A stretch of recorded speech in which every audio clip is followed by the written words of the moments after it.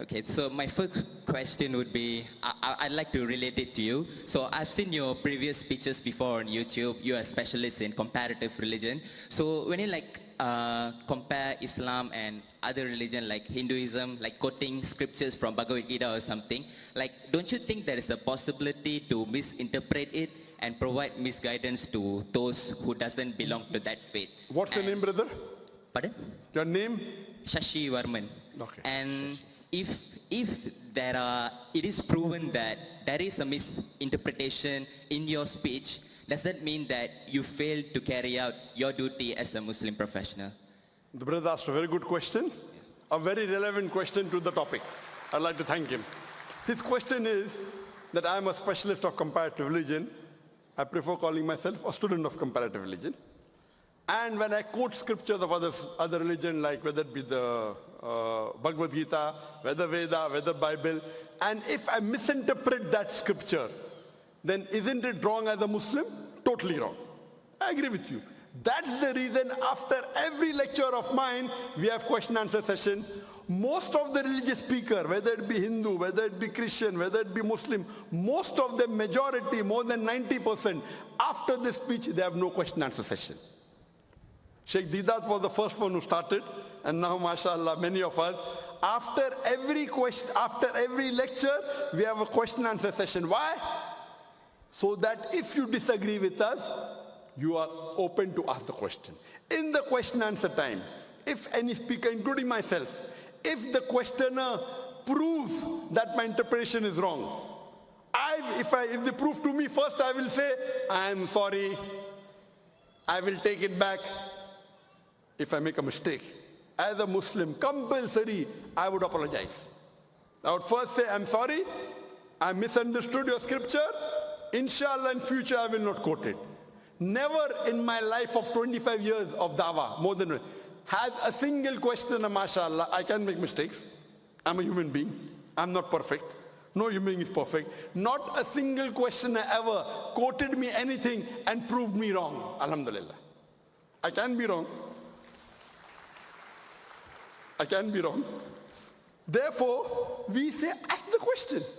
If he poses a question to me, I will counter quote him and give him the quotation from his scholars. I will quote. What does Swami Vivekananda say? I will quote. So it is intellectual. That's the reason what we say, let's come for a debate. Friendly debate, no problem. But I'll only debate with someone who has some standing, not with every Tom, Dick and Harry. You understand? You know, if I can get 1 million people for my talk, largest gathering, even if we get 2%, 20,000, I will debate you. Any Tom, Dick and Harry, I cannot. So what my reason is, if you want to debate me, you should at least be able to gather minimum 20,000 for your speech. If I can get 2 million, you at least get 2%. Okay? If you can get 20,000 for your lecture, I'm willing to debate with you.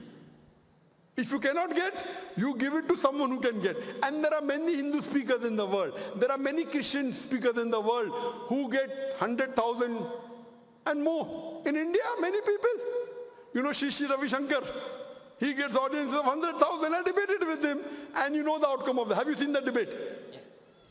What was the outcome? What? It wasn't as I expected. Yeah. Sorry? It wasn't as I expected, yeah. Oh, it wasn't as you expected. Yeah. But did I break any rules of the debate? Pardon? Did I break any rules of the debate? No. Did I not answer all his questions? No. Did he answer my questions? No. No. One of the most famous Hindu preacher in the world, Shri Ravi Shankar. Many people call him God. But sir, how about Sadhguru? I guess he destroyed some of your points, I guess. Sadhguru from the foundation. Arrange for a dialogue, I will debate him. You arrange, I will debate him. Sadhguru is a famous person, ask him. I will debate him. There are some people who have taken his speeches and given answers. Some people, not himself. If he wants, let him arrange. No problem, I will debate him. Okay? Because I know he's famous. Any famous personality, if he wants to debate, I don't want to debate him. He wants to debate me, open, any topic. Any topic on comparative religion. Hinduism and Islam, no problem. Okay, I'm welcome. And if he points out anything in my speech, which I've said, which is out of context, or which is not as per the Hindu scripture, I'll apologize. I will give him from where I got. All my research are not from non-Hindu scholars, from Hindu scholars. I give the reference. So most of the speakers say, yes, Zakir is right, but. Then the but comes. Many Hindus say, when you hear your speech, in 2 hours I've learned what I have not learned in 40 years of my life. Because in my speech I give references. Did Sri Ravi Shankar give any reference in his speech? Even one reference he gave. Did he give a single reference, brother? No. In my speech, how many references were there? So who's more authentic, a person who gives a reference, a person doesn't give reference? He could have kept a chit. There's no objection. In a debate, you can have notes in front of you, right or wrong? I don't have notes. He can have notes. Ask if Sri Ravi Shankar will have a second debate with me. Will he have? Even if you give him $1 million, he will not have. I guess he will. But if he doesn't debate you, I'm sure one day I will. Yeah. Most welcome. The day you can get 20,000 people for your audience, I will debate you. Cool. Now what you can do, question answer. Did I answer your question or not? Yeah, you did. Thank you. Very satisfactorily? Yes. I'm very happy. Thank you for accepting it. And may Allah guide you.